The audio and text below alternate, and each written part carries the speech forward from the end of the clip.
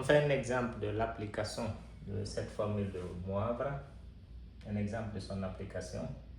On demande de calculer A égale à racine de 2 sur 2 plus racine de 2 sur 2 à la puissance 191.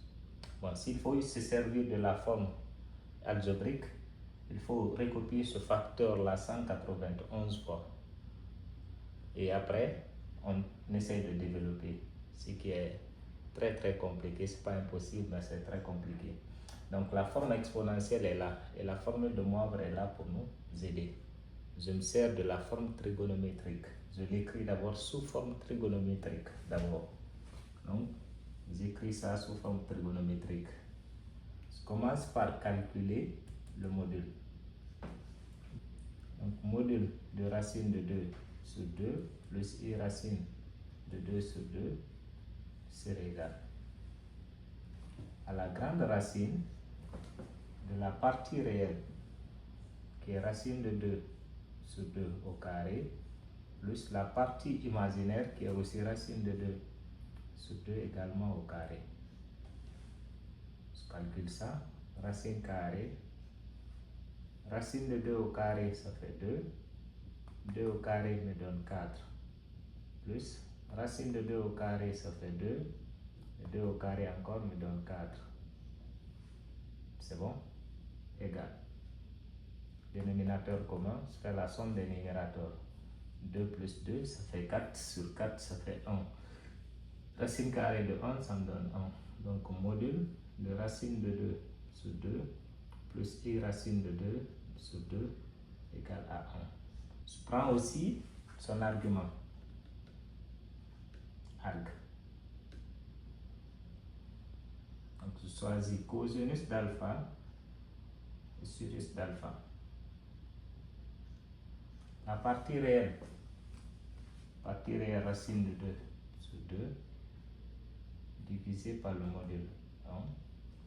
Partie imaginaire racine de 2 sur 2 divisé par le module 1. Un nombre divisé par 1 c'est égal à lui-même. La même chose. Donc dans notre tableau, l'angle qui a pour cosinus racine de 2 sur 2 et pour sinus racine de 2 sur 2 c'est pi k. Donc alpha égale pi k. Ce qui veut dire que je peux écrire ça sous forme trigonométrique. J'aurai racine de 2 sur 2 plus i racine de 2 sur 2 égale. La forme trigonométrique, c'est r facteur de cos d'alpha plus i sinus d'alpha. R, c'est le module qui est 1, donc racine de 2 sur 2 plus i racine de 2 sur 2 c'est égal. 1, c'est bon. Multiplié par tout ça. Cosinus de pi k plus i sinus de pi k. Ce que j'ai fait, j'ai pris d'abord le nombre complexe sans la puissance. Le nombre complexe sans la puissance ne correspond pas à A. Pour avoir maintenant A comme m'a demandé, j'essaye d'élever ce nombre complexe à la puissance 191. Donc en l'élevant à la puissance 191, j'obtiens A égale à racine de 2 sur 2 plus i racine de 2 sur 2 à la puissance 191 qui est égal, j'ai élevé ça à la puissance 191, ça aussi. Donc cos de pi k plus i sinus de pi k, le tout à la puissance 191. Je peux directement aller avec la forme trigonométrique en laissant celle-ci. Donc A égale cos d'alpha plus i sinus d'alpha à la puissance n. Cos d'alpha plus i sinus d'alpha à la puissance n. Ça correspond ici à la formule de Moivre. Donc c'est cosinus de n alpha. La puissance multiplie l'angle. La puissance 191, l'angle pi k. Donc ça fait cosinus de 191 pi k plus i sinus de 191 pi k. Maintenant, je cherche à connaître la mesure principale de l'angle. 191 pi quart. La mesure principale de cela. Pour ça, j'essaie d'avoir les multiples de 4. Les multiples de 4 plus proches de 191. Multiple de 4 plus proche de 191.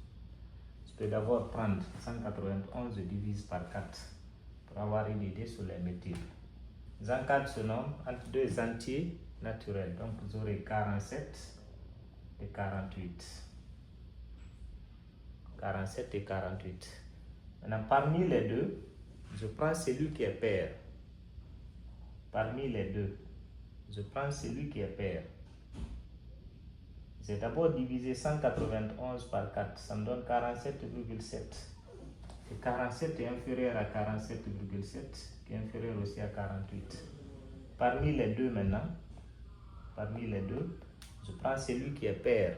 Donc j'élimine celui qui est impair, 47.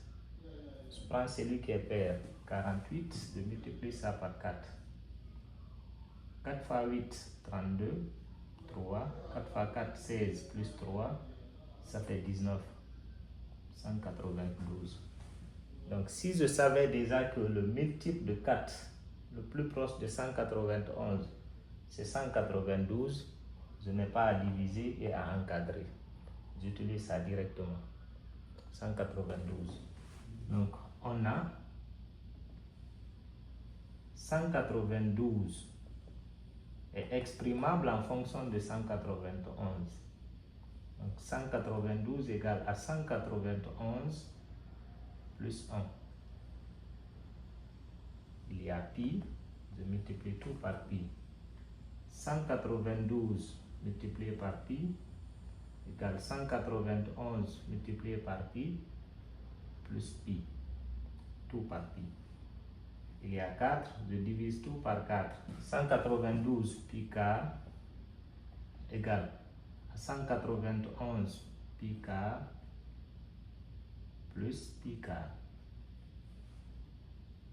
Ce que je cherche, c'est la mesure principale de cet angle-là. C'est ça que je cherche. Donc je tire ça. J'exprime ça en fonction des deux autres. Donc 191 pi quart serait égal à 192 pi quart moins pi quart. Donc 192 divisé par 4, pour avoir 192, et multiplié par 4, et multiplier 4 par 48. 4 fois 48. Donc 192 divisé par 4, ça me donne 48. Donc 191 pi quart égale à 48 pi moins pi quart. J'exprime maintenant 48 pi en fonction de 2 pi. Donc 191 pi quart serait égal à 24 multiplié par 2 pi moins pi quart. Donc on a la forme alpha plus 2k pi. Alpha plus 2k pi. À défaut de tout ça, 2 pi sur le cercle 2 pi correspond à 0. Donc l'angle 2 pi et l'angle 0 c'est la même chose. Si je mets ça ici 0, 24 fois 0 ça fait 0.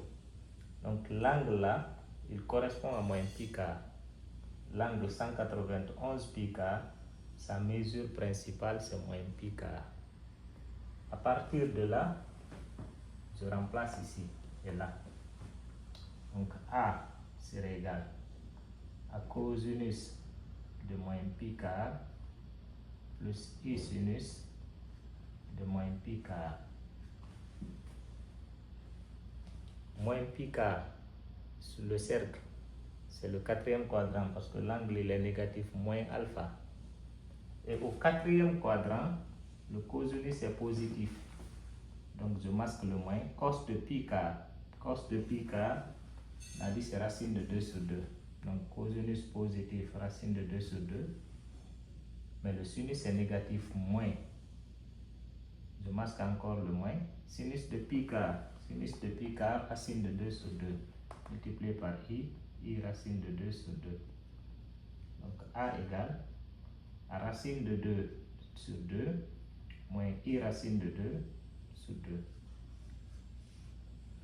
Ce qui signifie que si je recopie ce facteur 191 fois et puis je développe, après tout je réduis, j'aurai comme résultat racine de 2 sur 2 moins I racine de 2 sur 2.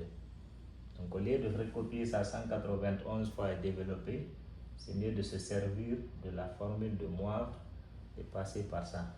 Si on connaît la mesure principale de l'angle, ce n'est pas la peine d'effectuer tout ça.